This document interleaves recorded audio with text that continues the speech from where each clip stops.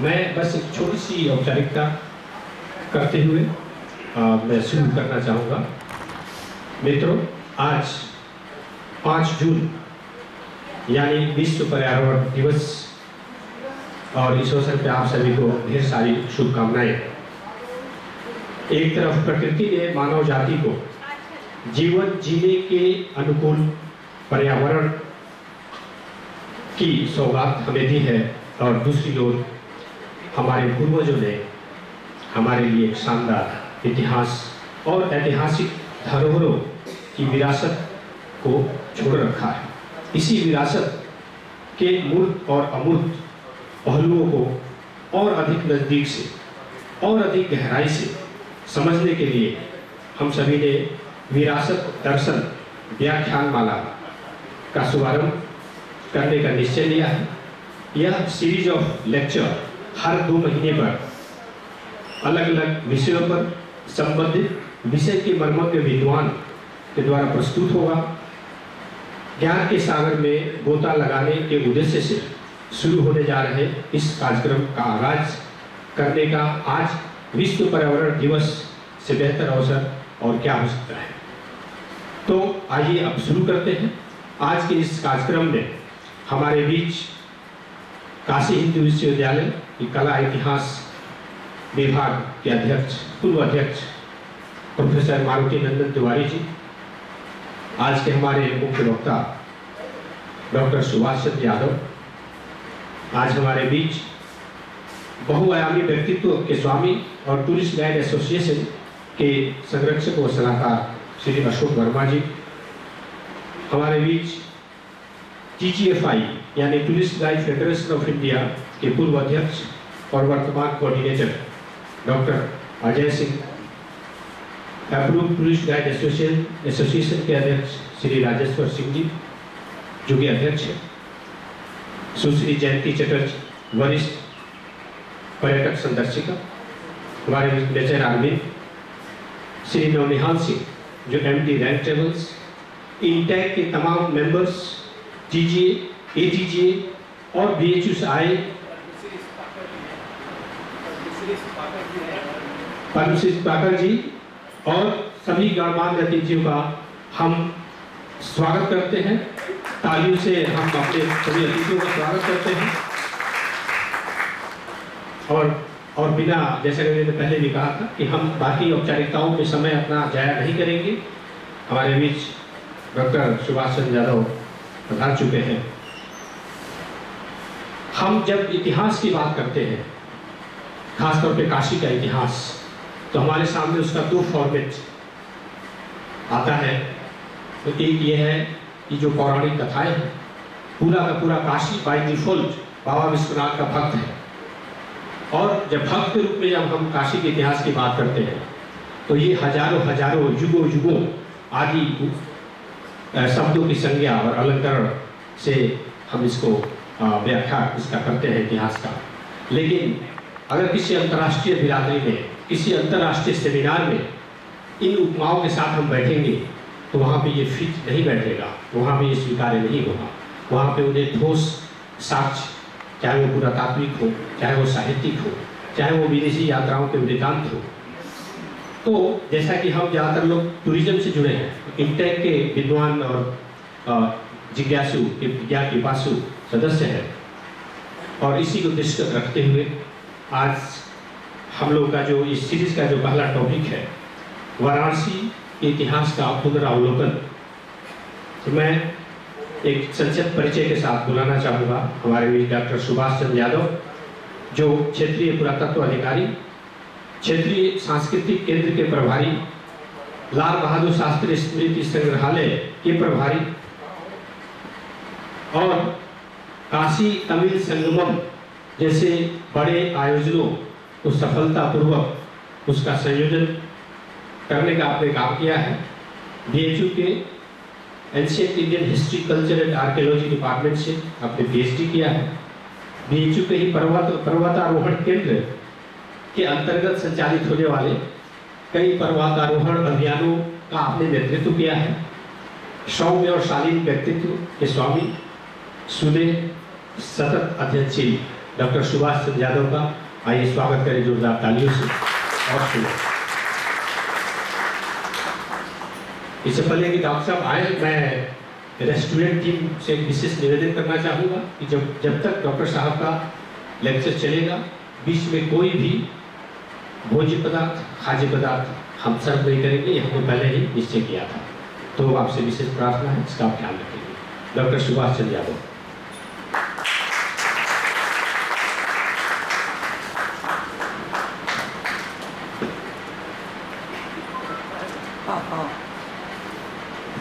हाँ, और मैं ATGA के अध्यक्ष श्री राजेश्वर सिंह जी से निवेदन करना चाहूँगा। निश्चित तौर पे औपचारिकताओं को लंबा रूप नहीं देना, लेकिन संक्षिप्त रूप हम देना चाहते हैं। श्री राजेश्वर सिंह जी के हाथों अंग वस्त्रम के द्वारा हम डॉक्टर सुभाष चंद्र यादव का स्वागत अभिनंदन कर फिर कार्यक्रम की शुरुआत करेंगे।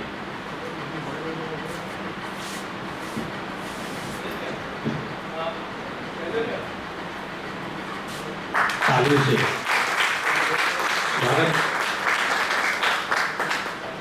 अच्छा, डॉक्टर सुभाष चंद्र यादव का ये लेक्चर कितना इम्पोर्टेंट है, यहाँ मैं देख रहा हूँ 2-4 mobile phone audio recording mode में यहाँ पे पहले से लग चुके हैं।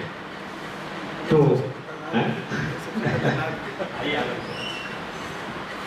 सिया राम मैं सब जग जानी, करो प्रणाम जोर जुगुपाल। मैं सबसे पहले बड़ी विनम्रता से आप सभी से क्षमा प्रार्थी हूँ विलंब के लिए।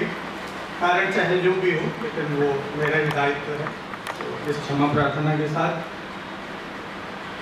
आज बड़ा अच्छा अवसर भी है, मुझे बेहद प्रसन्नता है, लेकिन थोड़ा भय भी है, क्योंकि जिन्होंने हम लोगों को बनाया है, पढ़ाया है, उनके सामने बोलना हमारे गुरु प्रोफेसर भारती नंदन तिवारी जी और साथ में और आप सभी अशोक जी, अशोक कपूर जी, आप सभी ने वही सारी किताबें पढ़ी हैं, हमसे ज़्यादा ही पढ़ा है, हमसे ज़्यादा बनारस देखा है, घूमा है।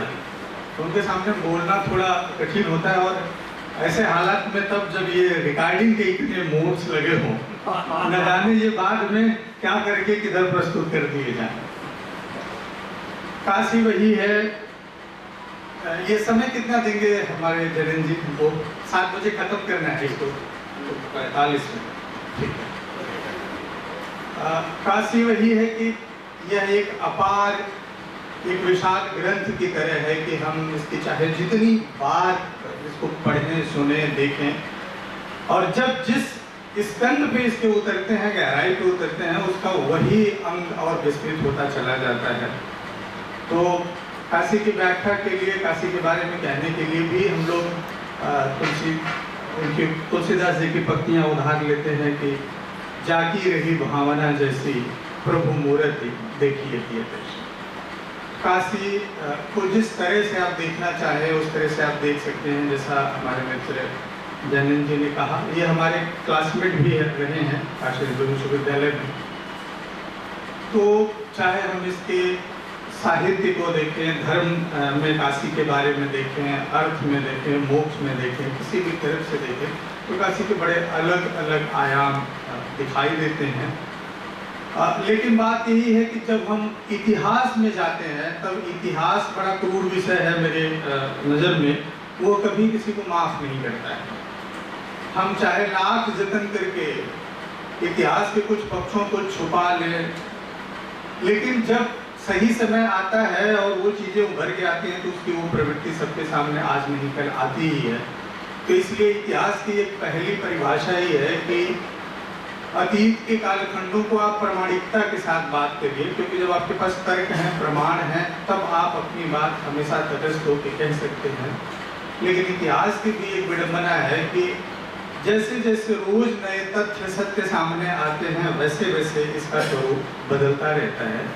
और वाराणसी के साथ भी ऐसा ही है कि जब भी हम लोग पढ़ना शुरू करते हैं, उसमें कभी पुरातात्विक उत्खनन से, सर्वेक्षण से, या कभी कोई ऐसी चीज़ सामने आती है जिसके तमाम चीज़ें बदलती रहती हैं। तो हम आज एक तो इस बहुत सुंदर आयोजन के लिए और एक अच्छी परंपरा शुरू करने के लिए मैं इंटेक और टीजीए परिवार को बहुत सारी बधाइयाँ और मंगल कामनाएं देता हूँ। मुझे नहीं पता था कि ये हम लोग इस समय G20 के चक्कर में इतना 2020 खेल रहे हैं कि कपूर साहब हमें ही पहले फंसा लेंगे। खैर, हम आज थोड़ी सी बात करेंगे। जैसे मैंने कहा कि इन सब काशी पे बात करने के लिए बहुत सारी अथॉरिटी हैं। मैं उसमें सबसे छोटा हूँ, क्योंकि ये लोग हमारे गुरु जी लोग हैं, जिन्होंने पूरा जीवन, जितनी मेरी उम्र है उससे ज़्यादा समय इसी काशी के अध्ययन अध्यापन पे खपाया है, यही रहा है, रहे हैं, इसी को जिया है। तो इन्हीं लोगों से जो कुछ सुना, गुना, देखा, उसी पे हम थोड़ी सी बात करेंगे, लेकिन कुछ प्रश्नों के साथ। मतलब वही प्रश्न और उन्हीं पे उत्तर, कि खासतौर से ये जो हमारे सामने जितने लोग बैठे हैं, कुछ हमारे गुरुजनों के अलावा मैक्सिमम लोग ऐसे हैं जो पर्यटन फील्ड से जुड़े हुए हैं और वो दुनिया भर को काशी के बारे में बताते हैं। तो उन्होंने जो तथ्य सत्य पढ़ा है वो कहाँ से पढ़ा है, इतिहास के धरातल पर, पुरातत्व की कसौटी पर वो कितना सत्य है, तथ्य सही है, उसके बारे में भी विचार करने की ज़रूरत है। मैं जो कहूँगा वो ज़रूरी नहीं कि वही आखिरी सत्य हो, उससे इतर भी हो सकता है। कल को नई चीज़ें आएंगी तो उसमें और परिवर्तन भी हो सकता है। तो सबसे पहले हम लोग बात करेंगे नाम से ही, कि जब काशी के नामकरण की बात आती है तो हम इसको कम से कम 3 नाम तो सर्वविदित हैं इसके, काशी, वाराणसी और बनारस। बाकी 1 दर्जन के आसपास नाम है, सुदर्शन, मोरनी, बहुत सारे, जितपुरी, रामनगर, ये सारे कुछ, पुष्पवती, ऐसे बहुत सारे काशी के नाम हैं। तो वो जो नाम है वो निश्चित तौर पे काशी के गुणों को व्याख्यायित करते हैं। जैसे जितवरी का मतलब ये होता है कि जिस नगर में व्यापार में श्री वृद्धि हो वह नगर जितवरी है। आनंद का आनंद जहाँ जो रहने लायक हो, पुष्प नगर जहाँ पुष्प बहुत होते हों। ऐसे ही इसके जितने भी बाकी नाम हैं वो नाम तो काशी के गुणों को व्याख्यायित करते हैं। लेकिन विचारणी 3 नाम जरूर है यहाँ पर, कि काशी, वाराणसी और बनारस। तो ये जितने संदर्भ मिलते हैं साहित्य में, इस विशेष रूप से बौद्ध साहित्य, जिसमें हम पाली और पाली साहित्य की बात करते हैं, जिसमें सारे बौद्ध ग्रंथ अरबी से लिखे गए, और संस्कृत साहित्य भी, उसमें सदैव, और यहाँ तक कि विदेशी यात्रियों के विवरण भी, जिसमें वेनसांग का यात्रा विवरण सबसे प्रासंगिक माना जाता है, उसमें सदैव काशी का उल्लेख एक राज्य के रूप में या महाजनपद के रूप में होता है, कि काशी राज्य है या महाजनपद है और वाराणसी उसकी राजधानी। ये 2 नाम पैरेलल चलते हैं और पूरा बौद्ध साहित्य और संस्कृत साहित्य वाराणसी के नाम से। बौद्ध साहित्य जब हम देखेंगे तो जब भी उल्लेख आता है तो एकदा भगवा वाराणस्या विहरति, भगवान बुद्ध एक बार वाराणसी में, या वाराणसी नगरे सारनाथ इसी पतन नगराय विहरति, इस तरह के संदर्भ मिलते हैं। तो यह बात बिल्कुल साफ हो जाती है कि जो काशी है मूल रूप से वो राज्य है। और यहाँ पे वेनसांग का उल्लेख करना बड़ा समीचीन होगा। वेनसांग जब 7वीं शताब्दी में काशी आता है तो वो लिखता है कि काशी राज्य की परिधि 800 ली है और राजधानी का जो क्षेत्र है वो 18 ली लंबा और 5 से 6 ली चौड़ा है। अब ली जो है वो चाइनीज में दूरी नापने का एक मानक है, जैसे हमारे यहाँ किलोमीटर है। तो मैंने जो कैलकुलेट किया, अब ये ली की भी जो इकाई है, इसकी दूरी चाइना में साम्राज्य जैसे जैसे बदलते रहे, हर पीरियड में इसकी मात्रा बदलती रही, इसकी दूरी बदलती रही है। कभी ये 600 मीटर हो जाता है, कभी 500 मीटर हो जाता है। लेकिन बौद्ध साहित्य में एक दूसरे शहर से बीच की दूरी योजन में जो उल्लिखित है हमारे बौद्ध और संस्कृत साहित्य में, और वेनसांग ने अपने यात्रा विवरण में जो ली में कैलकुलेट किया है, उसको जब पूरा मैंने कैलकुलेट किया तो एक मोटा मोटा जो आता है कि 4 से 5 ली बराबर 1 किलोमीटर। तो इस नजरिए से अगर हम बनारस को देख, पूरे काशी को देखें तो कहता है कि ये 800 ली है, तो लगभग 200 किलोमीटर का जो घेरा होगा आसपास का, यह काशी क्षेत्र होगा, काशी राज्य होगा। और यह बात जब हम इतिहास के विद्यार्थी के रूप में देखते हैं तब ये देखते हैं कि उसका जो 200 ली का घेरा है, अगर हम वो चारों तरफ उस परिधि को वास्तव में नाप देंगे तो मामला गड़बड़ हो जाएगा, क्योंकि यहाँ से 120 किलोमीटर पश्चिम में गंगा है, जहाँ से प्रयाग शुरू होता है, और वहाँ वत्सराज उद्यान बैठा हुआ था कौशाम्बी में, और यहीं से 250 किलोमीटर दूरी पे पटना है, जहाँ मगध। तो अब ये देखना है कि आखिर वेलसांग किधर से आया और किधर को गया। तो वो वैशाली से चल के काशी आया था। तो इधर से जब आया तो उसको बलिया के पहले ही कहीं बनारस की, काशी की जो सीमा दिखाई दी होगी, इस आधार पर उसने वो 200 ली की एक बात कही। और 18 ली अगर वो कहता है कि काशी की लंबाई, तो निसंदेह आप वरुणा और गंगा के संगम से दक्षिण की तरफ 18 ली ले, अगर हम 4 भी लें तो 4 यानी लगभग 4 किलोमीटर की दूरी हमारी उस समय के काशी की आएगी, 7वीं शताब्दी ईस्वी।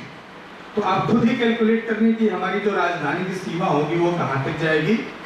और वो कहता है कि 5 से 6 ली चौड़ाई, यानी हम गंगा के किनारे से लाट भैरव की तरफ बढ़े तो हमारे शहर की जो चौड़ाई होगी उस समय की वो दूरी। तो अभी जो पुराने काशी का स्वरूप, अगर आज हम इस 7वीं शताब्दी की एक बहुत कैलकुलेटेड इकाई पे हम निर्भर करें, तो ये हम वहाँ से लगभग आगे काशी विश्वनाथ का जो वर्तमान धाम वाला क्षेत्र है उससे थोड़ा सा पहले रह जाएंगे, और चौड़ाई में लाट भैरव और बकरिया कुंड वाले मोहल्ले से होते हुए हम वर्तमान विश्वेश्वरगंज वाला जो एरिया है, ये ही प्राचीन वाराणसी जो काशी की राजधानी थी इसकी। अब इसका एक दूसरा और बड़ा ही पुख्ता प्रमाण है कि जब राजघाट का पुरातात्विक उत्खनन शुरू हुआ तो वहां से कुछ मुहरें मिली हैं, सील सीलिंग्स मिली हैं, जिन पे बाकायदा वाराणसी ही उल्लेख, वाराणसी अधिकरणस, वाराणसी गवयाक श्रेणी, गवयाक मतलब जो दूध का धंधा करते हैं, जो ग्वाले हैं उनकी भी श्रेणी है, उनकी मुहरें हैं। वाराणसी अरण्यक श्रेणी मतलब वाराणसी में जो जंगल से उपज ला करके व्यापार करने वाले लोग हैं वो उनकी श्रेणी। उसी के साथ जो वेद विद्या का यहाँ अध्ययन कर रहे हैं उनकी श्रेणी है, और वेद अध्ययन के जो स्कूल है वो वेद ऋग्वेद के अध्ययन की स्कूल का अलग नाम है, तीन वेदों को पढ़ाने वालों का अलग नाम है। ये सारी मुहरें मिल रही हैं, सीलिंग्स मिल रही हैं।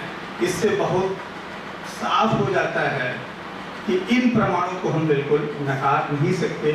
और वही सील लगभग 5वीं शताब्दी की उसी जगह से मिली है जहाँ आदि विश्वेश्वर का भी उल्लेख है, उस पर नंदी का भी। ये सारे ऐतिहासिक प्रमाण हैं जिसके आधार पे कम से कम नामकरण की बात हम करेंगे तो ये बड़ा साफ हो सकता है। ये दिखाई देता है कि काशी राज्य और वाराणसी उसकी राजधानी, पूरा संस्कृत साहित्य, वैदिक साहित्य वाराणसी को वाराणसी ही कहता है।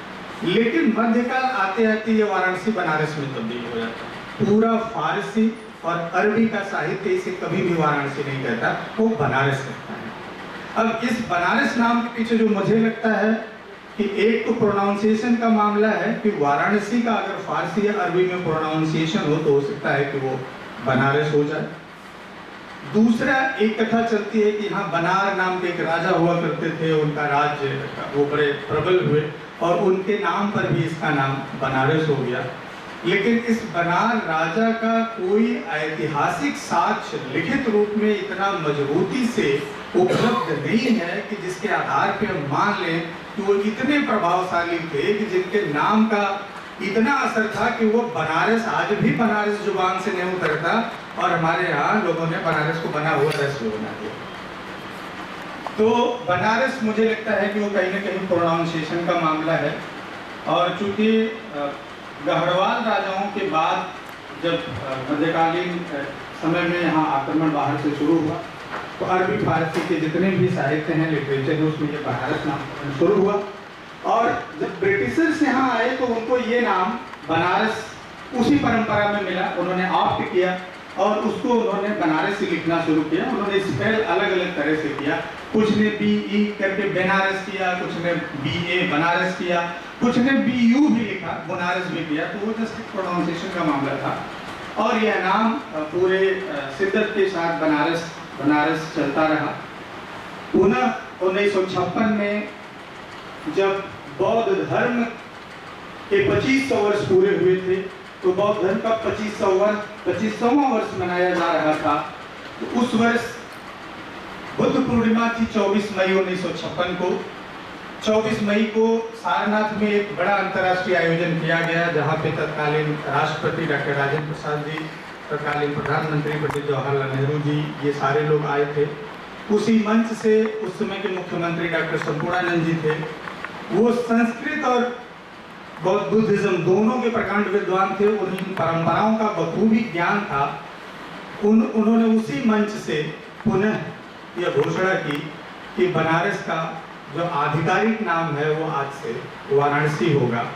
तो ये वाराणसी के नामकरण की कथा मैं कहता हूँ कि वाराणसी टू वाराणसी वाया बनारस लगभग चलती है, और आज आधिकारिक नाम वाराणसी है और बनारस अभी भी जनता की जुबान पे है, तो वो तो चलता रहेगा। इसके अलावा बाकी जो नाम हम की चर्चा होगी, तो एक तो काशी, बनारस, वाराणसी का नाम। अब प्रश्न यहाँ मेरे दिमाग में बार बार ये भी आता है, मैं चाहूँगा कि गुरु जी कभी हमको इस पे प्रकाशित करें कि आखिर काशी, वाराणसी फिर काशी के नाम से कैसे बिल्कुल अभिहित हो गया। इसकी एक पहचान ऐसे कैसे आ गई कि वाराणसी तो हमेशा वाराणसी था, एक राज्य था, जैसे कि भारत कभी बिल्कुल दिल्ली में समाहित हो जाए, दिल्ली ही भारत हो जाए। ये बात कैसे आई? मुझे लगता है, एक बिग आइडिया है मेरा, कि मुझे लगता है कि जब महाजनपद पीरियड के बाद मगध साम्राज्य का उत्थान हुआ, तो मगध साम्राज्य जैसे जैसे बढ़ता गया वैसे वैसे सारे महाजनपदों का अस्तित्व खत्म हो गया, और वो महाजनपदों का जब अस्तित्व खत्म हो गया, उनकी सीमा खत्म हो गई, तो शायद उनकी लेगेसी, उस राज्य की लेगेसी कहीं राजधानी में ही निहित रही, और धीरे धीरे वाराणसी, मतलब काशी वाराणसी में ही सुपुर्दा चला गया। शायद कहीं से ये बात आ सकती है।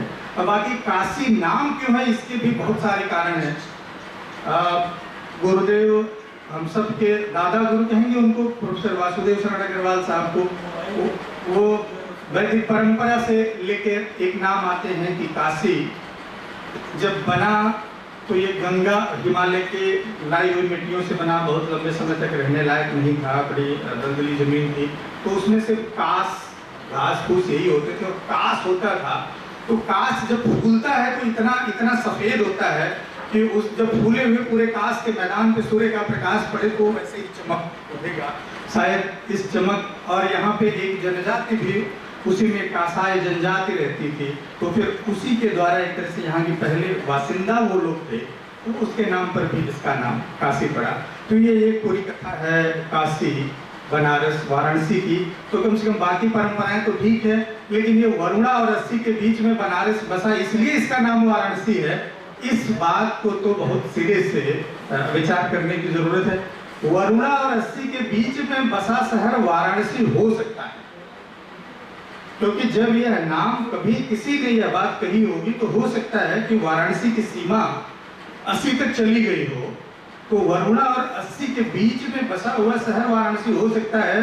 लेकिन इन दो नदियों के बीच में बसे होने के कारण इसका नाम वाराणसी पड़ा। ये कहीं से पोषणीय नहीं है, कहीं से ये तर्क संगत नहीं है, न किसी भाषा शास्त्र की दृष्टि से तर्क संगत है, और ना ही किसी ऐतिहासिक साक्ष्य और परिपेक्ष से भी ये पुष्ट होता है। तो मुझे लगता है कि जब भी हम लोग बात करें तो इन सारे बिंदुओं पर जरूर बात करें। अब बात आती है काशी की प्राचीनता और विस्तार पे। हम काशी की बात नहीं, वाराणसी की बात कर रहे हैं। तो वाराणसी की प्राचीनता और विस्तार पे अब बड़े आराम से हम लोग कह देते हैं कि काशी आदि है, अनंत है। भगवान आदि और अनंत हो सकते हैं, यह धरती आदि और अनंत हो सकती है, लेकिन शहर आदि अनंत नहीं हो सकती। इसलिए कि शहर या नगर या कोई जगह तो हमारे आने से बसेगी ना। जब हम रहेंगे ही नहीं तो न गांव बनेगा, न शहर बनेगा, न नगर बनेगा। तो इसलिए कोई शहर आदि अनंत है, शहर आदि अनंत नहीं हो सकता। वह धरती आदि अनंत हो सकती है, जबकि ये धरती भी आदि अनंत नहीं है, ये हम सभी जानते हैं। हाँ, ईश्वर आदि अनंत हो सकता है, उस पर कोई बहस नहीं है। अब वाराणसी के जो बसने की कथा है, इसकी कुछ जो ऐतिहासिक और जितने अभी अध्ययन हुए हैं उसमें हम लोग शुरू करें थोड़ा सा जियोलॉजी से। तो कुछ विद्वानों ने अभी अध्ययन किया पूरा गंगा में हरिद्वार से लेकर के नीचे तक जहाँ गंगा गंगा सागर में मिलती हैं, उन्होंने सॉइल एनालिसिस की, तो उसके आधार पर उन्होंने ये बात कही कि गंगा इस मैदान में लगभग 50,000 साल पहले आई, गंगा की धारा के रूप में, लेकिन अगले 40,000 साल तक वो बहुत ही अनकंट्रोल्ड वे में कभी इधर कभी उधर, उनकी कोई निश्चित धारा नहीं थी, वो बहती रही।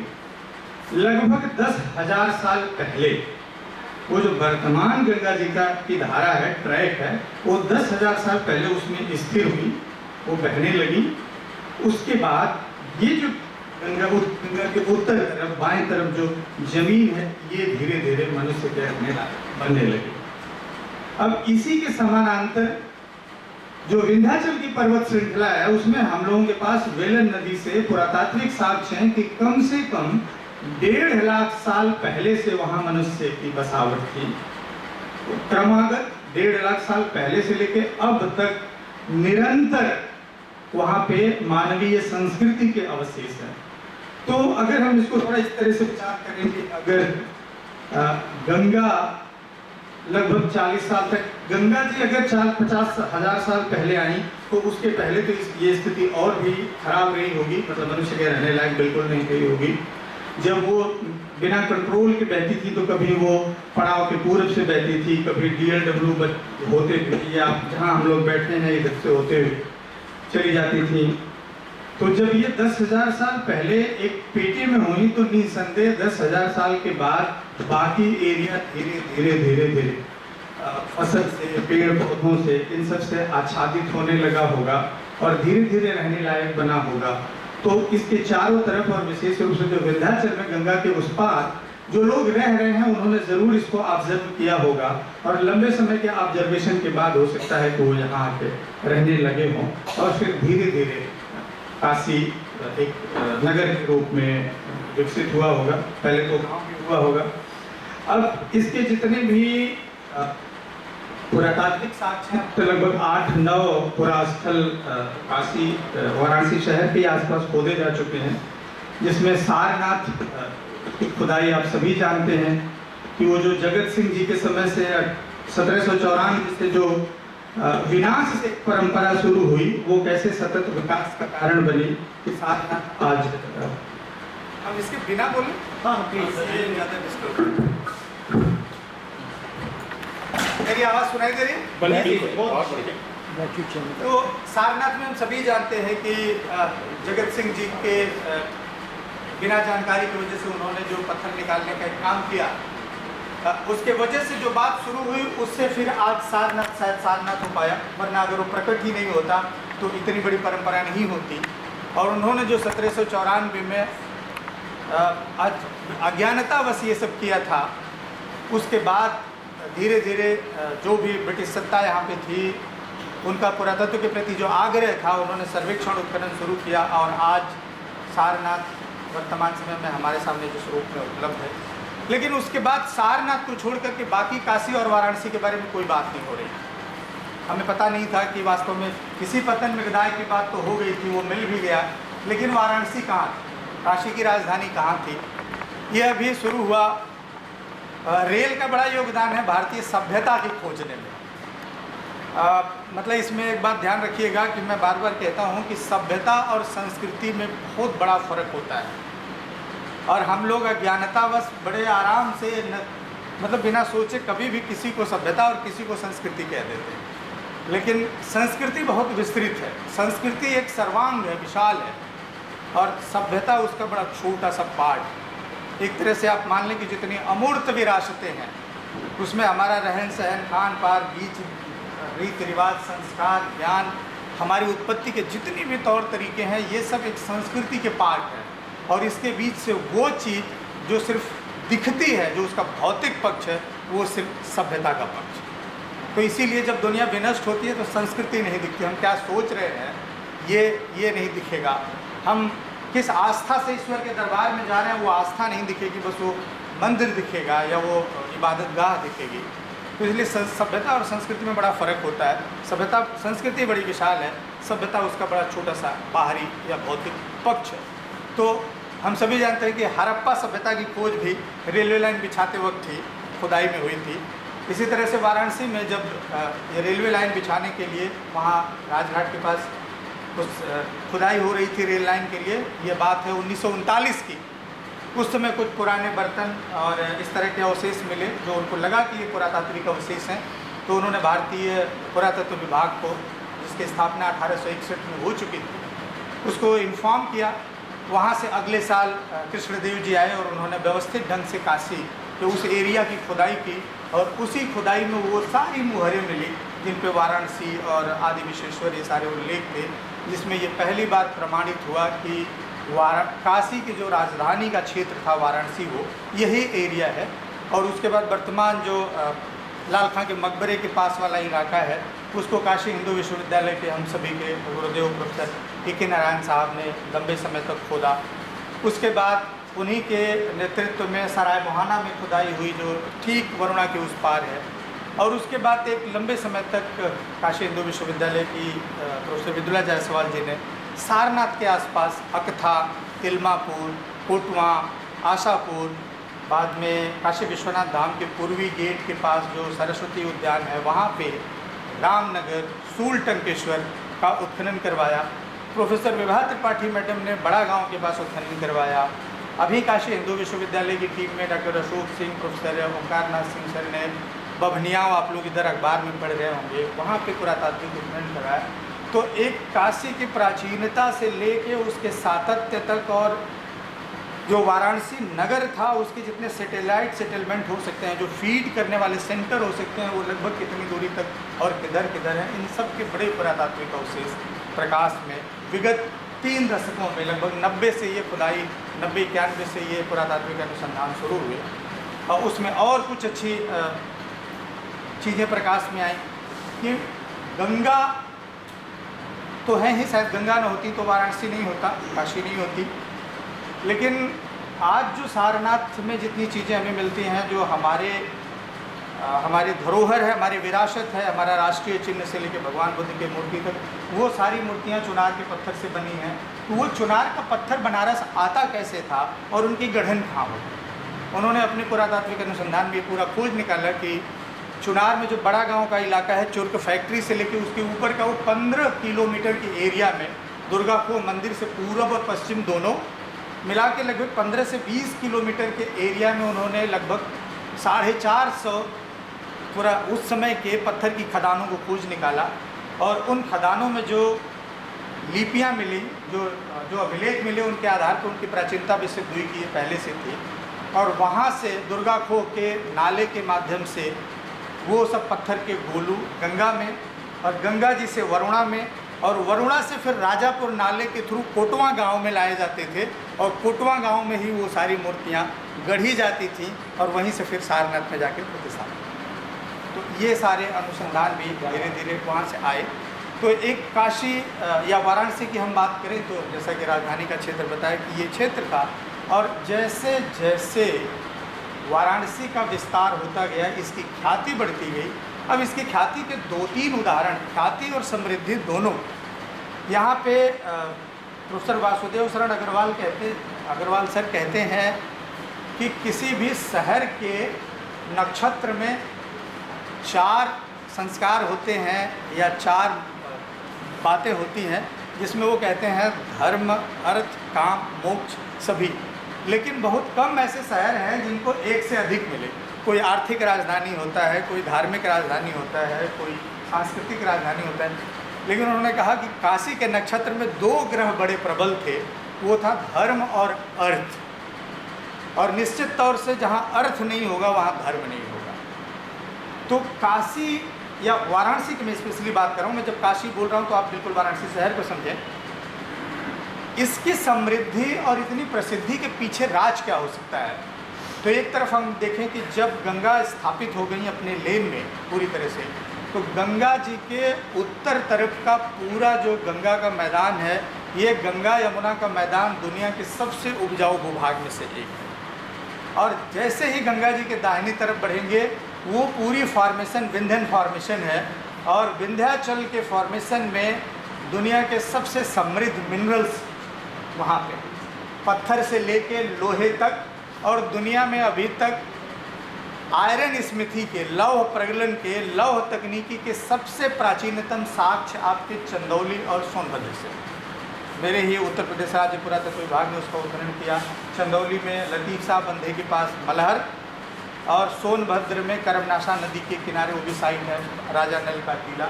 इन दोनों जगहों से 18वीं सदी ईसा पूर्व में लौह उपकरण बनाने के अवशेष प्राप्त हुए हैं। निश्चित तौर से वो उपकरण जब बनते रहे होंगे तो आते रहे होंगे वाराणसी।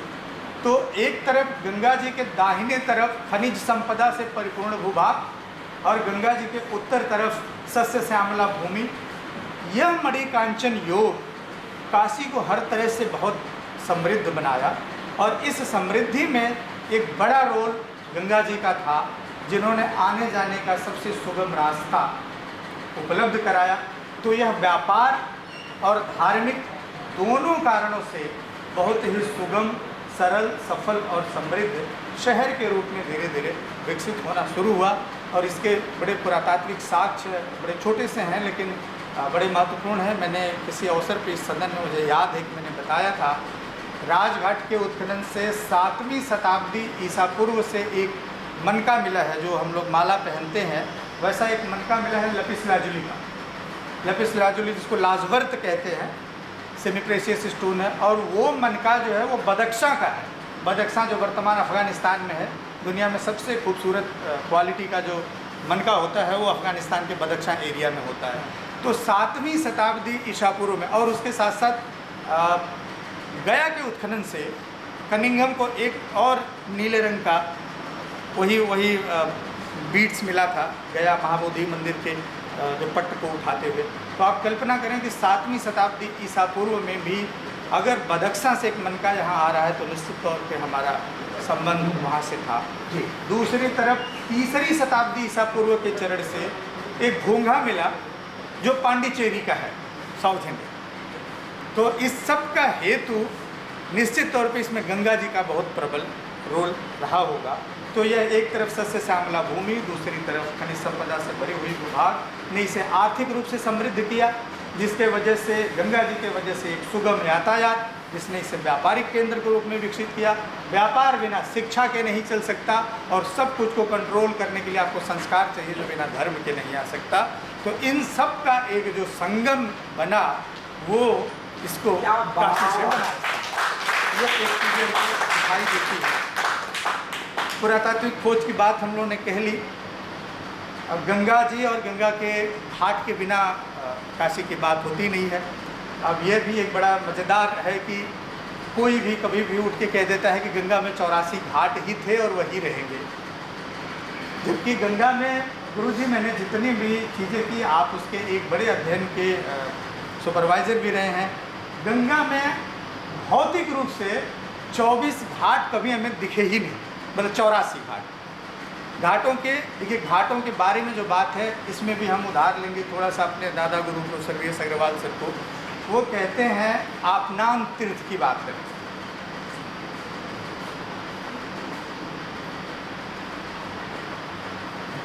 वो एक आपनाम तीर्थ की बात करते हैं कि तीर्थ मूल रूप से तीर्थ हम उसे कहते हैं जहाँ पर कि बरसात के बाद भी किसी नदी में, किसी नाले में, किसी जल स्रोत में इतना पानी हो कि लोग पैदल पार भी कर सकें और ज़रूरत के अनुसार पानी का उपभोग भी कर सकें। तो वो सभी ऐसी जगहें जहाँ होती हैं वहाँ तीर्थ विकसित होते हैं। अब वाराणसी को अगर आप ध्यान से देखें और वरुणा से दाहिनी तरफ आप चले तो जितने भी पौराणिक साक्ष्य मिलते हैं, पुराणों में 5 तीर्थ की सीधे बात होती है। आदि केशव से लेके लोलार्क तक वो 5 तीर्थों की ही बात होती है, और वो जहाँ 5 तीर्थ हैं वहाँ कोई न कोई जल स्रोत पश्चिम से आकर के गंगा में मिलता है। जैसे यहाँ मत्स्योदरी मिलती है, मत्स्योदरी के बाद किरणा, दूध पापा, गंगा, यमुना, सरस्वती हैं, गोदौलिया,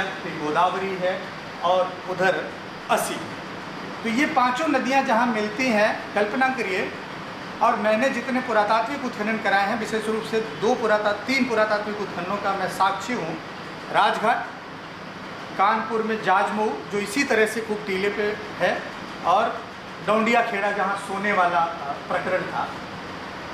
पूरे गंगा जी जब मैदान में आती हैं हरिद्वार से लेकर नीचे तक, तो एक समय एक क्लाइमेटिक जोन ऐसा रहा है जिसमें कि लगभग 5 से 10 मीटर तक कंकड़ का फॉर्मेशन हुआ है। कंकड़ जो सफ़ेद वाला कंकड़ होता है उसको कैल्केरियस फॉर्मेशन कहते हैं। एक ऐसा स्पेशल इकोलॉजी रही है, जो लोग जियोलॉजी और जियोग्राफी से होंगे वो इसको बेहतर समझ रहे होंगे। एक निश्चित भौगोलिक परिस्थिति में उसका निर्माण होता है। वो लगभग 5 से 10 मीटर तक जगह जगह पे मोटा जमाव है। उसके नीचे बहुत फ्रेजाइल वो लैंड मिट्टी है, उसके ऊपर आप बस नहीं सकते। लेकिन जब वो 10 मीटर का मोटा जमाव हो जाता है उसके ऊपर, उसके बाद वो बड़ी स्टेबल हो जाती है, बड़ी ठोस हो जाती है। कानपुर में मुझे जो अर्लीस्ट एविडेंस मिला वो उसी के ऊपर मिला, राजघाट में जो मिला है उसी के ऊपर मिला है।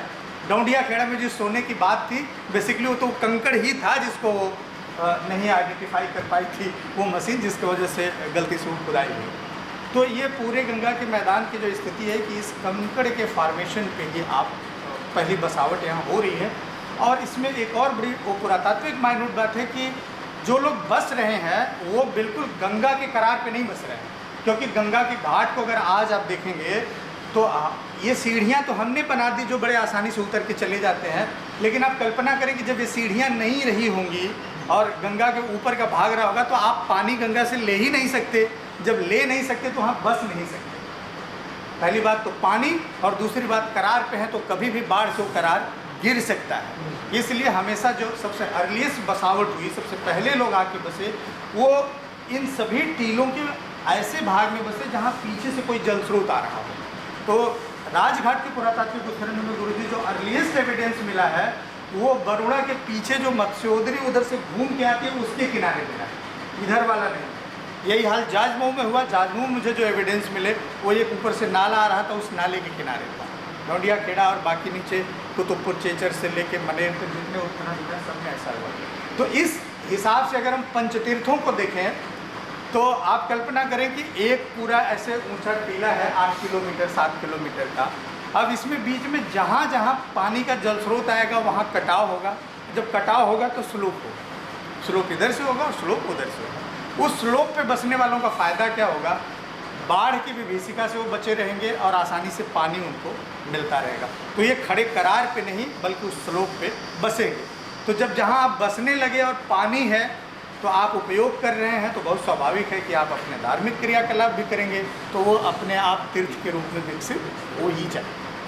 तो इसलिए जो पंच तीर्थ की परिकल्पना पौराणिक रूप से मिल रही है, इनके बड़े जियोलॉजिकल, जियोग्राफिकल और तार्किक दृष्टि से देखें तो ये वही पंच तीर्थ हैं जहाँ पर एक जल स्रोत आके मिल रहा है और वहाँ पर स्लोप बन रहा है जहाँ से हम बड़े आसानी से अपने उपयोग के लिए पानी ले सकते। इसके बाद घाट तो कच्चा भी होता है, घाटों की बात में पक्के की तो बात ही नहीं आती है। हर गांव में जहां गंगा जी हैं जो या कोई भी नदी है, अपने गांव के किनारे सभी लोग जाते हैं और सबका अपना घाट होता है और उस बालू में भी हम क्रियाक्रम करते हैं। तो इस तरह से जो हमें प्रमाण मिले, एक तो पौराणिक परंपरा में गंगा में अभी इन पंच तीर्थों की बात हो रही है, घाट की बात नहीं हो रही है। बहुत स्वाभाविक है कि घाट उन्हीं तीर्थों में निहित है, वो घाट पे ही होंगे। उसके बाद बहुत लंबे समय तक ऐसा कोई प्रमाण मिलता नहीं कि कोई और घाट बन रहा है कि नहीं या कोई और जगह बन रही है कि नहीं जहाँ पे लोग जा रहे हैं। लेकिन 10वीं से 12वीं शताब्दी के बीच यहाँ जब गढ़वाल राजों ने राज किया तो उन्होंने बहुत सारे जगहों का घाट के रूप में उल्लेख किया है, तीर्थ के रूप में उल्लेख किया है, जिसमें प्रहलाद घाट से लेकर के ये सब आदिकेशव वाला इलाका उनके कब्जे में था। तो विभिन्न अवसरों पे वो स्नान कर रहे हैं और दान दे रहे हैं, उस परिप्रेक्ष्य में कुछ और घाटों का नामोल्लेख हो रहा है। इससे ये लग रहा है कि नहीं, घाटों की संख्या धीरे धीरे अब बढ़ रही है, जैसे जैसे लोग बढ़ रहे हैं, जैसे जैसे पॉपुलेशन बढ़ रही है। उसके बाद फिर बहुत लंबे समय बाद एक सूची मिलती है गिरवाण पद्मंजरी की, वरदराज कृत, ये 1650 में ये किताब लिखी गई थी गिरवाण पद्मंजरी। इसमें बाकायदा 25 घाटों की सूची है, भट्ट करके, फलाघट लिखा गया। तो भट्ट करके एक 25 घाटों की सूची है। तो हम ये समझ सकते हैं कि कम से कम 10वीं शताब्दी 12वीं शताब्दी से लेकर के 16वीं शताब्दी 17वीं शताब्दी के बीच में ये और भी जनसंख्या यहाँ की बढ़ गई थी, व्यापारिक गतिविधियाँ बढ़ गई थी, ये घाट इतने हो गए थे। और उसके बाद फिर अगली सूची हमें मिलती है 1822, जेम्स प्रिंसप के नक्शे में लगभग 57 घाटों की सूची मिलती है। तो यानी 25 से घाटों की संख्या वहाँ भी बढ़ती जाती है। फिर एक वैक्स नाम का स्कॉलर भी आया, उसने भी एक मैप बनाया, वो है 1868 का, उसमें 56 घाट हो गए, यानी एक घाट और कम हो गया। उसके बाद 1910 में एक सूची हमें मिलती है, हरन जी हमारे सहयोगी हैं, हमारे आर्काइव में वो सूची है। बनारस का कलेक्टर लिख रहा है किसी को बनारस के घाटों की सूची, उसमें 60 के आसपास घाटों की सूची मिल रही है। और उसके बाद एक बड़ा काम आदरणीय गुरुजी प्रोफेसर माखन रंजन तिवारी सर के नेतृत्व में हरिशंकर जी ने किया। उन्होंने पीएचडी की और यह पीएचडी उनकी 1994 में पूरी हुई। उसमें उन्होंने 79 घाटों का उल्लेख किया। ठीक है, अब 79 घाट के बाद घाटों के अध्ययन की परंपरा तो बंद रही, लेकिन इसके पक्काकरण की परंपरा जरूर 1735 में शुरू हो गई थी। लेकिन 1985 तक जब राजीव गांधी जी ने यहाँ से गंगा एक्शन प्लान की शुरुआत की थी, उस समय तक बनारस में सिर्फ 25 घाट पक्के थे।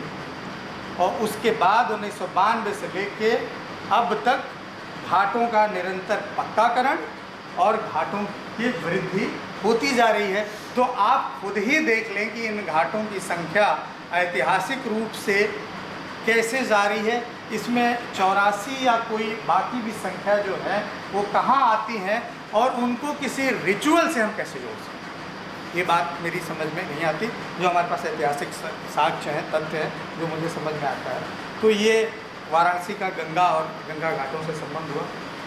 काशी का विंध्य क्षेत्र से जो संबंध था ऑलरेडी हमने उल्लेख कर लिया। अब काशी के सांस्कृतिक सातत्य की बात कि वास्तव में हम बड़े आराम से कहते हैं कि दुनिया का सबसे प्राचीनतम शहर, खैर ये प्राचीनतम तो नहीं है, प्राचीनतम में से एक जरूर है। क्योंकि अगर आप प्राचीनतम कहेंगे तो प्रयागराज का क्या करेंगे, आपके साथ साथ वो भी चल रहा है। मगध क्या करेंगे, राजगीर और पाटलिपुत्र लगातार चल रहा है। इस देश में ही ऐसे 50 शहर हैं जो काशी से भी ज़्यादा पुराने हैं और थोड़े दाहिने बाएँ आगे पीछे हटके लगातार बसे हुए हैं। हम लोग अपना पुराना घर जब ज़्यादा ऊंचा हो जाता है छोड़ के बगल में बसा देते हैं। तो इस तरह से ये सबसे प्राचीनतम तो नहीं, लेकिन प्राचीनतम में से एक शहर काशी जरूर है, वाराणसी जरूर है। अब इसके सांस्कृतिक सातत्य की बात है कि आखिर ये शहर इतना महत्वपूर्ण हुआ। तो जो आगे पीछे हमने चर्चा की कि एक तो इसकी आर्थिक समृद्धि, इसके वजह से शिक्षा का विस्तार, उसके वजह से ज्ञान का विस्तार। और ये जो ज्ञान की परंपरा शुरू हुई थी ये ऋषि पतन के वजह से, ऋषि पतन के नाम से लिखा था। भगवान गौतम बुद्ध यहाँ आए तो बहुत स्वाभाविक है कि उन्हें कहीं सपना अपना नहीं आया था कि हमको काशी जाना है। उनको पता था कि उनके जो पंचवर्गीय भिक्षु हैं वो काशी में हैं, ऋषिपतन मकदार में हैं। फिर उनके पंचवर्गीय भिक्षु ऋषिपतन मकदार में क्यों चले आए थे? तो बहुत स्वाभाविक है कि काशी का जो ऋषिपतन मकदार है वह ज्ञान के केंद्र के रूप में पूरे देश में विख्यात है, सबको पता है। इसलिए ही उनके पंचवर्गीय भिक्षु तो पहले आ गए थे। और भगवान बुद्ध को भी जब वो ज्ञान प्राप्त हुआ, तो जब किसी को ज्ञान प्राप्त होता है, जैसे हम लोगों को भी कोई समस्या आती है तो हम किससे चर्चा करेंगे? कोई बात हमारे दिमाग में आई तो वो सत्य है या नहीं है, उसकी कसौटी के लिए हम उस विषय के जो सुविज्ञ लोग होते हैं उन्हीं से बात करते हैं। वर्तमान जो सेमिनार कॉन्फ्रेंस है वो उसी का एक रूप है कि हमने जो अपने रिसर्चेस किए हैं वो उनके सामने प्रस्तुत करें, वो देखें कि ये सत्य तथ्य, इसका परीक्षण करें, ये सही है कि नहीं। सही है तो एक्सेप्टेंस है, नहीं है तो क्यों है, उसमें कितने परिमार्जन की गुंजाइश से ये प्रक्रिया चलती है। तो और उसके सब पैरेलल ऋषिपतन मकदार है, भगवान बुद्ध आके पहला उपदेश यहाँ देते हैं, लेकिन उसके पहले जैन धर्म के 4 तीर्थंकर यहाँ पैदा हो चुके हैं। तो एक तरह से चिंतन मनन की प्रक्रिया या ज्ञान की जो प्रक्रिया है वो काशी में निरंतर बहुत पहले से चल रही है। और गौतम बुद्ध जी के आने के बाद से बहुत लोग आए होंगे जिनके बारे में हमें भले कम जानकारी हो, विदेशी से लेके देशी तक। वेंसांग तो आया ही, फायान भी आया, लेकिन उसके बाद शंकराचार्य जी, और शंकराचार्य जी के बाद से लेके आज तक पूरे हिंदुस्तान के किसी भी क्षेत्र के किसी भी बड़े विचारक और संत की जीवनी आप उठा के देख ले तो वह एक बार अपने जीवन में काशी जरूर आए। एक बार नहीं, कई बहुत लोग कई बार आए। तो ये जो लोगों का आगमन हुआ, इस आगमन ने काशी को सिर्फ दिया ही नहीं, काशी से तो लिया, वो लोग तो आ रहे थे कि हम अपनी बात कहें, काशी से सीखें। लेकिन इस उनके आगमन से सिर्फ काशी दे नहीं रहा था, काशी बहुत कुछ ले भी रहा था। तो इस लेन देन में जो समृद्धि हो रही थी वो काशी की हो रही थी वैचारिकी के लिए। क्या बात। और इस वैचारिकी में एक बहुत मुझे व्यक्तिगत रूप से, मैं रास्ते में आ रहा था तभी मेरे दिमाग में विचार आया, बहुत मैं यहाँ इसको फ्लोर पे लाना चाहता हूँ, बाद में इस पर चिंतन मनन जरूर करिएगा। मुझे लगता है कि काशी में जो विरोध का इतना प्रबल स्वर है, कभी भी राजसत्ता किसी को रही हो, कबीरदास काशी में ही पैदा हो सकते हैं।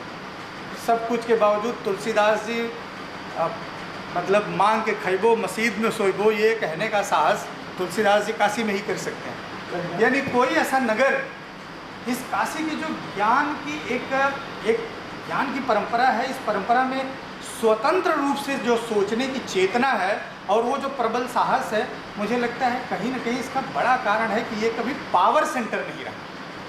वाराणसी कभी भी, काशी कभी भी बहुत मजबूत राज्य नहीं रहा। आप महाभारत से उठा के देख लीजिए, हम मजबूत होते तो पितामह भीष्म हमारे यहाँ की 3 राजकुमारियों को उठा के नहीं लेके जाते। हम मजबूत होते तो मगध राज काशी को दहेज में कौशाम्बी को, श्रावस्ती को उनको नहीं दे देते, प्रसेनजित को। यानी हम राजनीतिक रूप से काशी की कभी वो सत्ता, उतनी प्रबल सत्ता नहीं रही। शायद यह राजनीतिक हुक्मरानों की जो तलवार थी दबाने की, वो तलवार कभी काशी के सिर पर नहीं रही। इसलिए काशी के विद्वानों की जो स्वतंत्र रूप से चेतने की और विरोध करने की, जन कल्याण में, जनहित में विचार करने की जो बात थी और उसको पूरे साहस के साथ कहने का जो मादा था, वो ज़्यादा क्योंकि किसी भी शहर में जहाँ आपके ऊपर इतने सारे दबाव हों, वहाँ पे चाह के भी आप बहुत कुछ नहीं बोल सकते, कह सकते।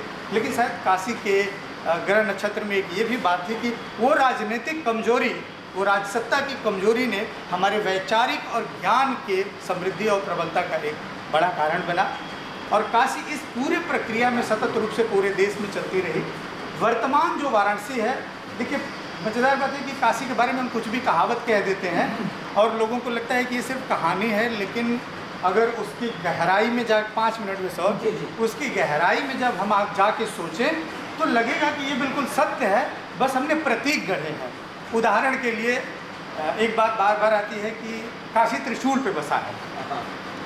बहुत स्वाभाविक है कि त्रिशूल पे कोई शहर नहीं बस सकता, मतलब एक जन से सोचे। लेकिन आज के बिल्डिंग को हटा दें और उस कंटूर को, जो इसकी बनावट है, उस कंटूर को अगर गंगा जी के उस पार से आप जाके कल्पना करें, देखें, और एक कटाव होगा आपके वरुणा पे, अगला होगा जहाँ मत्स्योदरी मिल रही है वहाँ, उसके बाद जहाँ मणिकर्णिका है वहाँ, उसके बाद जहाँ गोदौलिया है वहाँ, और उसके बाद आपका, तो ये 4 कटाव में 4 टीले तो ऐसे ही बन गए। और जब यह त्रिशूल की परिकल्पना की गई होगी, तब मुझे पूरा विश्वास है कि वाराणसी से गोदौलिया तक, तो किसी ने उस पार से अगर देखा होगा तो उसको ये 3 टीले दिखे होंगे जो त्रिशूल की तरह होंगे, जिनको आज हम मध्यमेश्वर, ओंकारेश्वर और केदारेश्वर खंड कहते हैं। ये नाम करते हैं, भौगोलिक से बढ़ सकते। लेकिन आप अगर तार्किक रूप से, वैज्ञानिक रूप से सोचे तो ये 3 जगह उठ रही है, कट रही है, ये 3 टीले अपने आप बन रहे हैं, तो दूर से आप दिखाई दे सकती है। ये जनमानस में उसको हित करने के लिए, उनकी मेमोरी में रखने के लिए टेक्नोलॉजी की, लेकिन बहुत स्वाभाविक त्रिशूल में है बस। अब दूसरी एक कहावत आती है कि काशी है 7 गुना 9 त्यौहार। 9 गुना 18 त्यौहार हो सकते। हिंदुस्तान में ऐसी कोई रियासत नहीं है, ऐसी कोई संस्कृति नहीं है जिसके लोग यहाँ नहीं हों। तो सबके अपने अपने त्यौहार होंगे, तो सबके अपने अपने त्यौहार होंगे, तो बहुत स्वाभाविक है कि एक दिन कई समुदाय के त्यौहार हो सकते हैं जो काशी में ही मनाए जाएंगे। तो एक बार 9 त्यौहार, 10, 12, 13, 18 सब हो सकते हैं।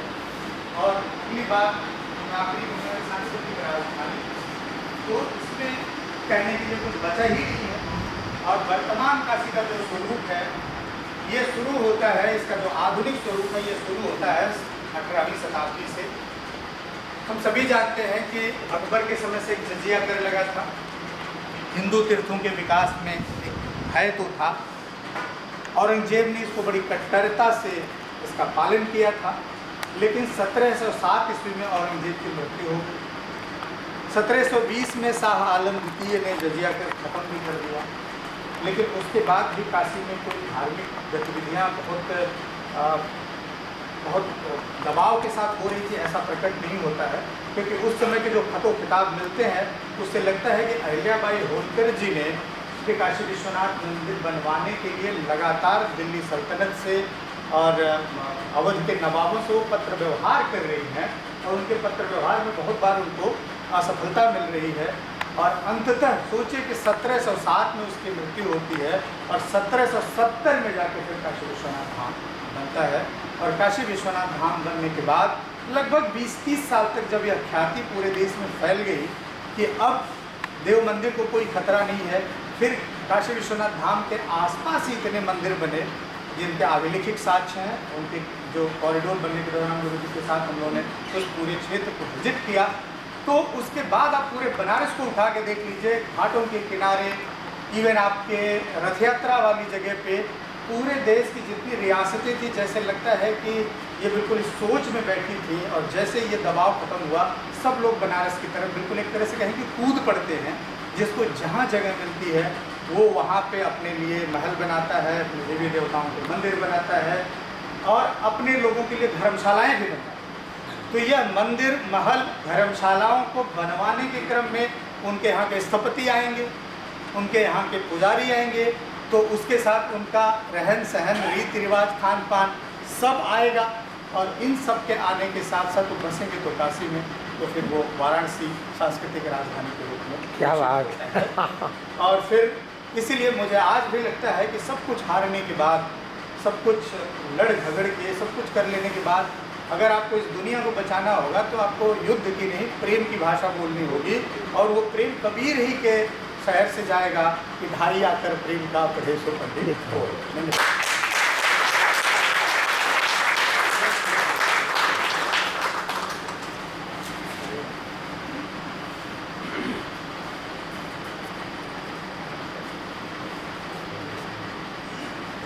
हाँ हाँ बिल्कुल, हमें समझ आया। ऑडियंस की तरफ से शुरू में ये बात आ रही थी कि कुछ लोगों की कुछ जिज्ञासाओं को भी डॉक्टर सुभाष चंद्र यादव की तरफ से उस पर अगर कोई स्पष्टीकरण हो, तो अगर आप में से किसी भी सुधीजन को कोई प्रश्न, कोई जिज्ञासा, तो मैं आमंत्रित करना चाहूँगा। जी, पहले आपने हाथ उठाया, तो पहले आपकी बात हो जाए। अच्छा, मैं देखा नहीं, पहला हाथ किया था।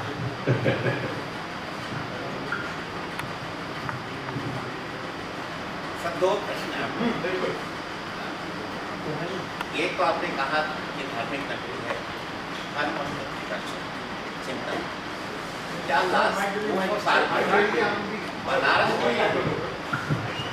बनारस में चिंतन की कमी आप देख रहे हैं?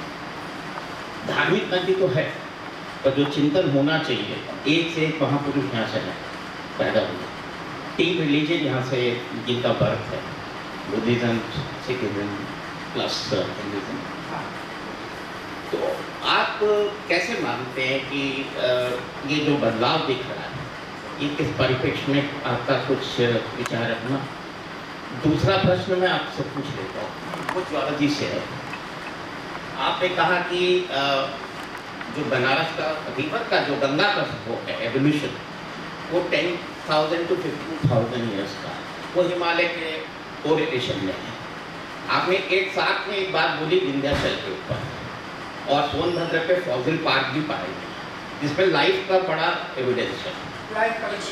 लाइफ का मतलब फॉसिल से जो फॉसिल्स मिले हैं, उसमें जो बता दें कि फॉसिल क्या है, आप अपना प्रश्न करें। मैं प्रश्न करूँ, उसे जो एविडेंसेस मिले हैं, उसमें ये कॉन्ट्रडिक्शन दिख रहा है कि वो जो भी सिटी का रेवोल्यूशन होता है वो रिवर से होता है, और ये अगर लाइफ पहले वहाँ पर थी या किसी फॉर्म में वहाँ से पहले ओरिजिन हुई, तो उसको आप कैसे एक्सप्लेन करेंगे?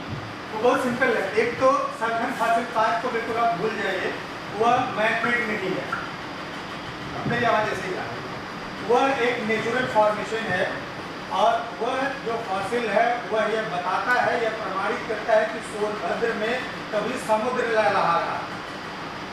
यह अमेरिका के येलोस्टोन से 125 करोड़ वर्ष, 100 करोड़ वर्ष प्राचीन है। तो वो समुद्र लहरा रहा था और वहाँ से भी एक कथा प्रमाणित हो जाती है। हम सभी जानते हैं कि अगस्त ऋषि यहाँ से गए साउथ में, तब वो बहुत ऊंचा था, दुर्गम था। उन्होंने उससे कहा कि भाई मुझे रास्ता दे दो, मुझे जाना है। तो उसमें वो झुक गया। फिर उसने कहा कि प्रभु आप तो जा रहे हैं तो मैं क्या करूँ। तो उन्होंने कहा ऐसे ही बने रहो। तो ये पहाड़ियाँ हैं, ये सब कथाएँ जनमानस की सारी करने के हैं। लेकिन वो जो फॉसिल्स है वो फॉसिल्स नेचुरल फॉसिल्स हैं। और उसको समझने के लिए बहुत छोटा सा एक मजाकिया मैं आपको बात बताऊँ। आप जिंदगी ना मिलेगी दोबारा फिल्म देखिए, उसमें एक डीप सी डाइविंग की सीन है जिसमें ऋतिक रोशन और वो और पता कौन कौन है, वो तीनों स्पेन में, मेरे ख्याल से स्पेन में जाके डीप सी डाइव लेते हैं। जब आप समुद्र में बहुत नीचे जाएंगे तो वो कोरल फॉर्मेशन। मैं पहली बार उसको आज जो हुआ वहाँ तो उसका एक पहली रिपोर्ट मैंने बना के दिया था संरक्षण की 2009, हमारे मंत्री थे सुभाष पांडे जी, उन्हीं के निर्देश में गया। तो मैं देख के खुद हद तक था, मुझे लग रहा था कि ये पेड़ है। उसका आप देखेंगे तो जैसे लग रहा है कि वो पेड़ के सामने हम गिरेंगे।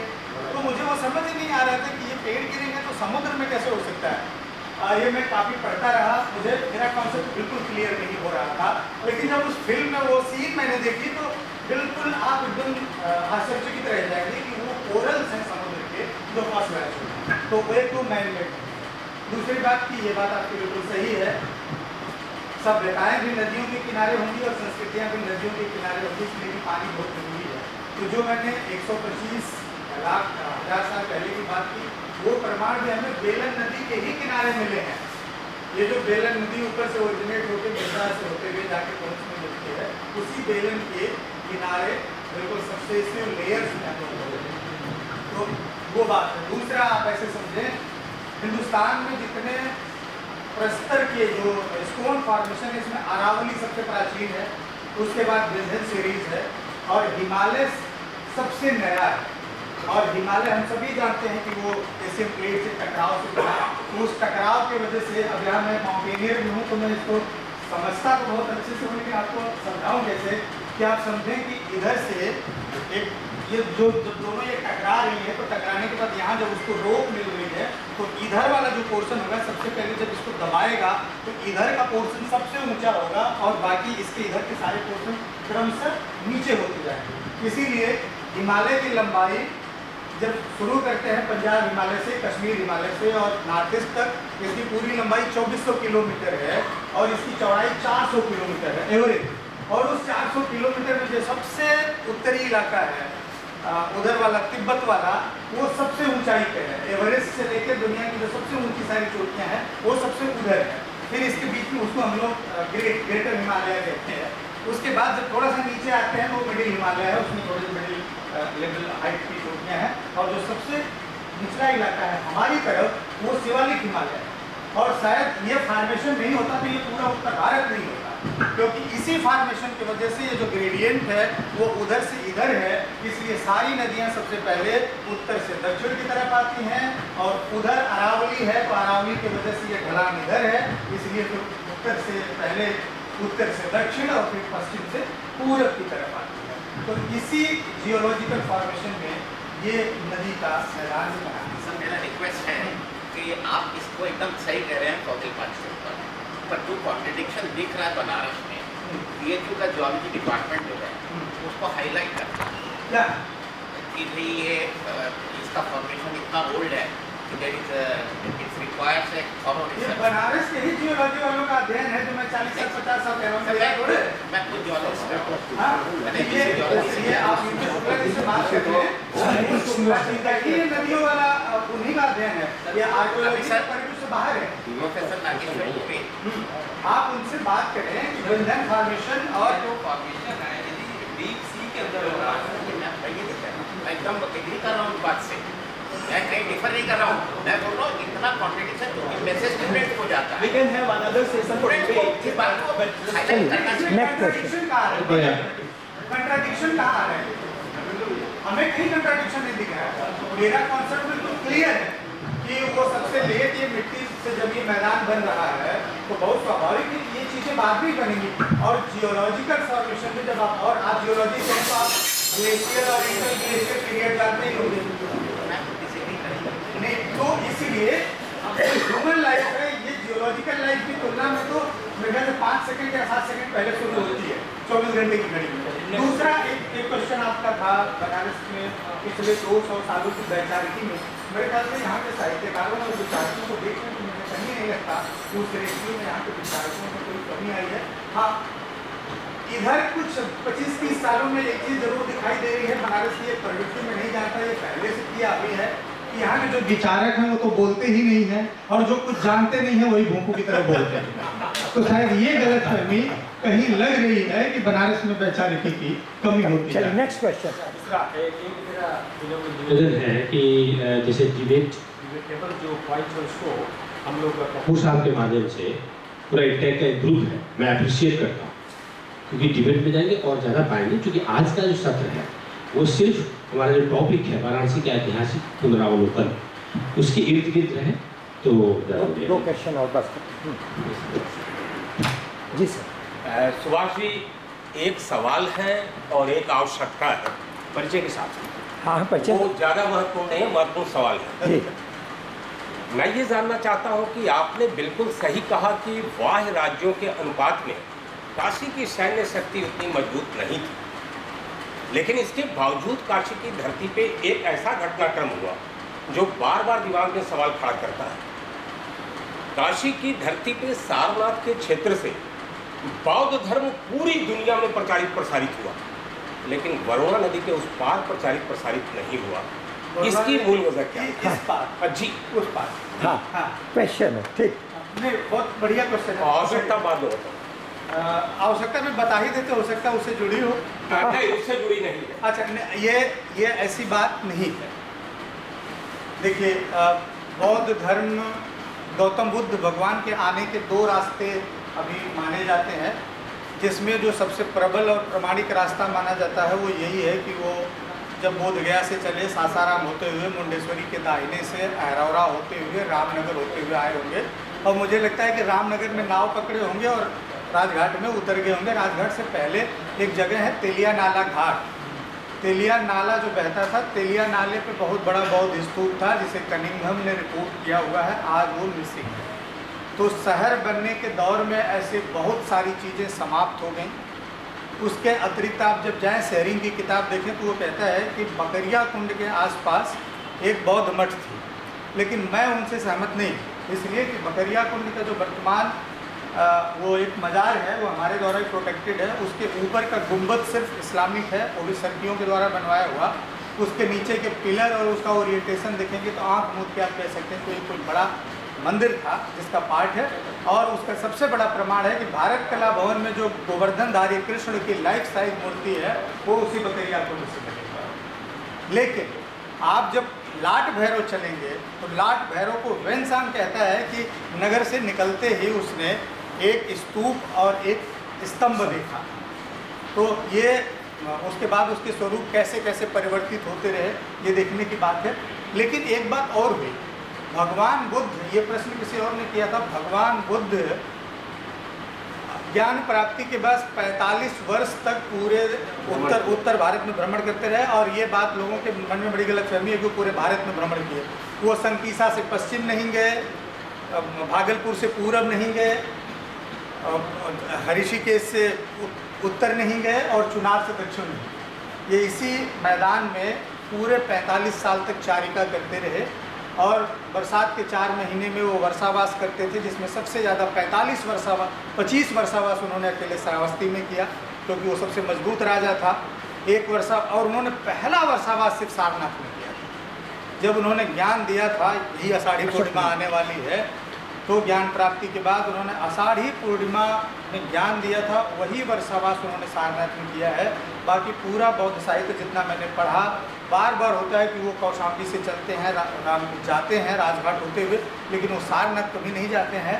तो इसका एक और बड़ा रीज़न है कि यहाँ पे वैचारिक कॉन्फ्लिक्ट और समृद्धि बहुत ज़्यादा थी। इस बात को प्रच्छन्न रूप से नहीं राजघाट का या वरुणा पार के उस पार का जो इलाका है ये वैदिक अध्ययन का बहुत प्रबल केंद्र था, जहाँ उनको बहुत सफलता मिलते हुए नहीं दिखती है। इसके पैरेलल जहाँ उन्होंने ज्ञान दिया वहीं बगल में जैन धर्म के 11वें तीर्थंकर श्रेयांसनाथ का पैदा हुए थे। उनसे 14-15 किलोमीटर दूर चंद्रावती में 18वें तीर्थंकर थे और साउथ में बेलूपुर में 2 तीर्थंकर थे। तो ये जो वैचारिकी थी, इस वैचारिकी ने मुझे लगता है कि अपना अपना एरिया, अपना अपना मठ बना रखा था। इस वजह से ये बनारस के बाकी एरिया में इतना प्रबल उसका स्वरूप नहीं दिखाई देता है। लेकिन भगवान बुद्ध ने बाकी जगहों पे जहाँ प्रचार प्रसार किया वहाँ सब जगह की थी। तो ये एक कॉन्फ्लिक्ट के वजह से, अपने अपने मठों के वजह से हो सकता है, लेकिन उसकी कोई कमजोरी नहीं थी। जी, सवाल में सवाल न करते हुए सीधा आवश्यकता, मुझे ऐसा महसूस हो रहा था कि एक मैप यहाँ आवश्यक था जब आप अपना पूरा लेक्चर दे रहे थे, और उस मैप के माध्यम से बहुत सी सारी चीज़ें क्रिस्टल होती हैं जो आप इशारे पे बताएं। हाँ, मुझे ऐसा लगा। नहीं, ये मैं बिल्कुल सहमत हूँ। इस पे बात हमने हुई इस पे थी, बात इस पे किया बात था हुई थी। कि क्या हमारे पास पावर पॉइंट है, मैं हमेशा उस पर बात करता हूँ, लेकिन यहाँ पे चूँकि ये हॉल लेक्चर हॉल नहीं है, पावर पॉइंट की व्यवस्था के लिए अतिरिक्त बहुत कुछ चलिए नेक्स्ट वाले में पूरी तैयारी के साथ इंटेक के माध्यम से इस जवाब के लिए बहुत बहुत धन्यवाद आपको। नहीं होगा। मदद तो आप हाँ, मेरा सवाल ये था कि हम लोग वाराणसी को शैव के नगरी के रूप में जानते हैं, तो इसमें मतलब वैष्णव यहाँ पे कहाँ रुकते हैं जो है, मतलब पहले वैष्णव यहाँ पे आए या पहले शैव आए? देखिए, ये बड़ा एक मज़ेदार प्रश्न है। इस पर थोड़ी आस्था वास्था जुड़ी है, लेकिन जब इतिहास की बात हो तो उस पर वही जाना चाहिए। वाराणसी प्रारंभ में वैष्णवाइट ही दिखती है, और जब आपका जो राजधानी वाला इलाका है राजघाट का, आप जब आदि केशव से चलते हैं और पंचगंगा तक जाते हैं तो ये पूरा एरिया वैष्णवाइट है। यहाँ तक कि 9वीं-10वीं शताब्दी में 2 कैंप हैं। एक तरफ इधर गढ़वाल बैठे हैं वैष्णव के साथ, और उधर शैव बैठे हैं चंदेलों के साथ। ठीक है, शैविज्म की परंपरा यहाँ पे बाकी चाहे जब से रही हो, लेकिन प्रबल शैविज्म का ट्रेडिशन यहाँ पे प्रथम शताब्दी ईस्वी से दिखना शुरू हो गया, और वो भी बहुत ज़्यादा प्रबल दिखता है भौतिक रूप में जब भार शिवनाग काशी में आते हैं। क्योंकि देखिए, ये वैदिक परंपरा में एक बात बहुत क्लियर हम सभी जानते हैं, मूर्ति पूजा कभी भी सनातन परंपरा, वैदिक परंपरा का अंग नहीं रहा। ये बुद्धिज्म के आगमन के साथ, कुषाणों के आगमन से जब ये मूर्ति बनाने की परंपरा बहुत प्रबल होने लगी, तब कहीं न कहीं सनातन परंपरा को अपने वो सहज जो सरल रास्ता होता है उधर आकर्षण थोड़ा ज़्यादा होता है। तो उस कंपटीशन में कई चीज़ें बिल्कुल ख़त्म न हो जाए, उसके लिए फिर ये मूर्ति बनाने की परंपरा चारों तरफ आई। शैविज्म अभी भी वहाँ नहीं है। शैविज्म अपने शिवलिंग के रूप में, शिवलिंग पूजन के रूप में मौजूद है, और जब भारशिवनाग आते हैं तो भारशिवनाग उनको कहते ही इसलिए है कि वो शिव को अपने कंधे पे हमेशा रखते हैं, और उसके बाद से यहाँ शैविज्म की परंपरा शुरू होती है। लेकिन भारशिवनागों ने अपना यज्ञ भी अगर किया तो उन्होंने दशाश्वमेध घाट पे किया, तो बहुत स्वाभाविक है कि आते हैं वो विंध्याचल के एरिया से निकल के और वहाँ यज्ञ करते हैं। उसके इधर उनके प्रबल विरोधी अभी भी मौजूद हैं, तो वो एंट्री बहुत मिलने वाली बात नहीं है। इसलिए ये एक प्रभाव दिखता है कि पंचगंगा, स्पेशली पंचगंगा से उधर वैष्णव परंपरा, रामानंद जी वहाँ थे, कबीरदास जी को वहाँ उन्होंने किया, तो वो एक वैष्णवाइट परंपरा उधर दिखती है, शैवाइट परंपरा इधर दिखती है। बाद में जब शंकराचार्य जी काशी आते हैं, शंकराचार्य जी के प्रभाव से फिर शैविज्म का प्रभाव पूरे देश में, धीरे धीरे वैष्णविज्म अपने खित्ते में चला जाता है। और सब आखिरी के 2 प्रश्न बस।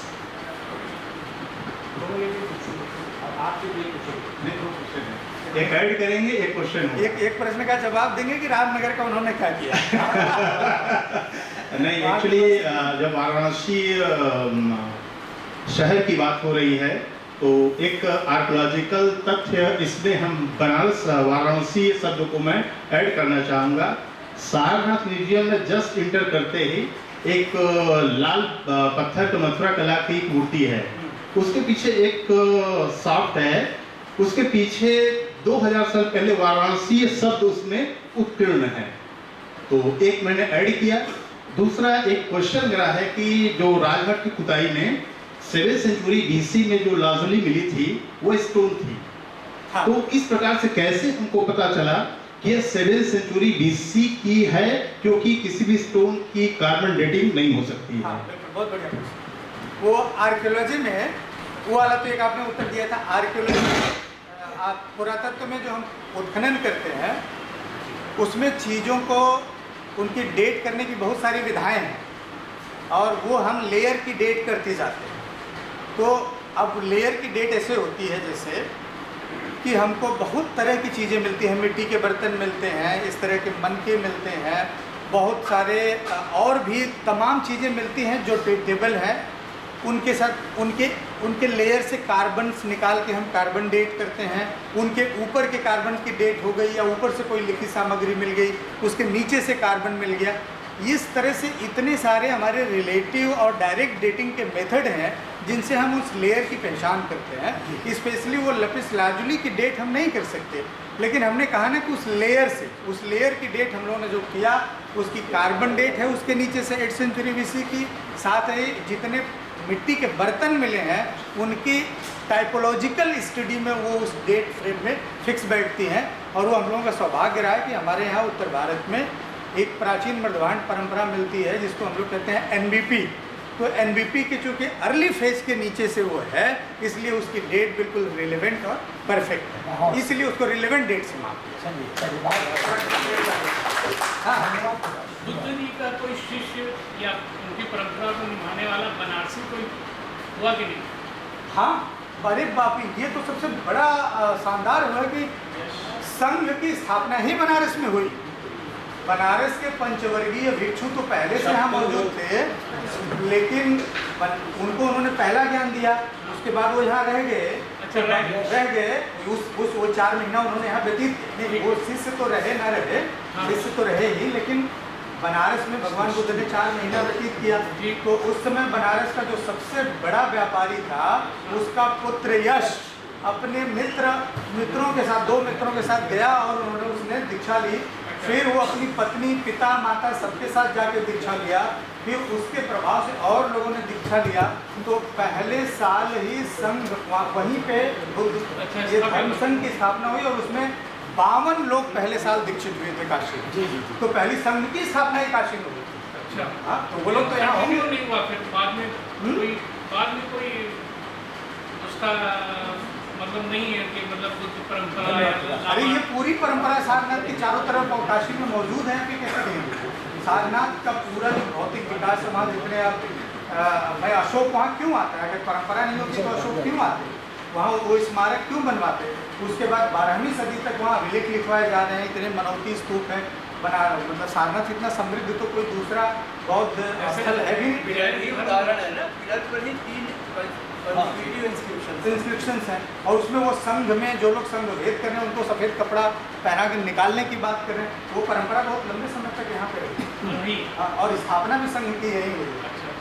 तो बाद में मेरे ख्याल से अब बाद में बौद्ध धर्म का धीरे धीरे यहाँ से पतन हुआ तो उसके साथ बहुत स्वाभाविक बना। जैन धर्म का तो आता है, कई लोग जैन हैं भाई, जैन लिखते हैं, सब करते हैं। अरे एक्चुअली जैन लोग जैन लिखते हैं, बौद्ध लोग बौद्ध लिखते नहीं है। बहुत जी का कुछ आता नहीं। मेरे ख्याल से ये आखिरी प्रश्न और इसके साथ मैं आमंत्रित करना चाहूँगा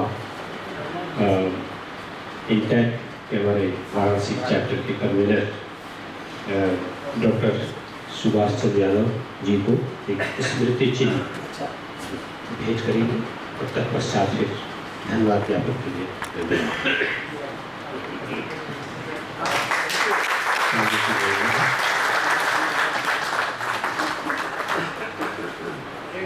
चिन्ह आपने बंद करके दे दिया। अरे ठीक है, अखिलेश जी से निवेदन है, फोटो ले लें। बंद भी इतना तगड़ा किए हैं। मना कर दिया।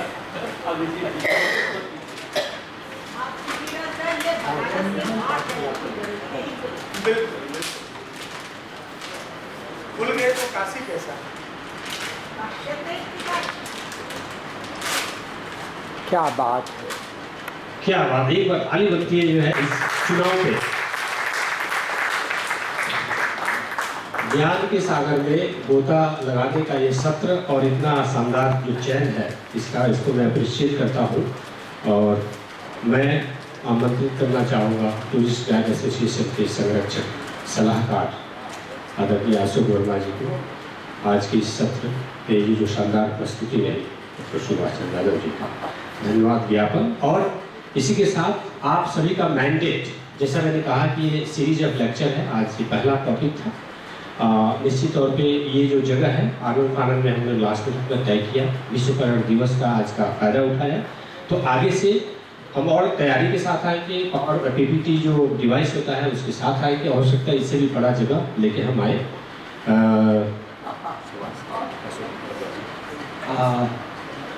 शब्दातीत शब्द नहीं है। मैं चाहूँगा कि अपने अनुज डॉक्टर अरविंद कुमार जी यहाँ आवें और हम विशेष प्रिविलेज अपने अधिकार का करते हुए आपको आमंत्रित करते हुए धन्यवाद दीजिए। आप सारे लोग अभिभूत हैं और ये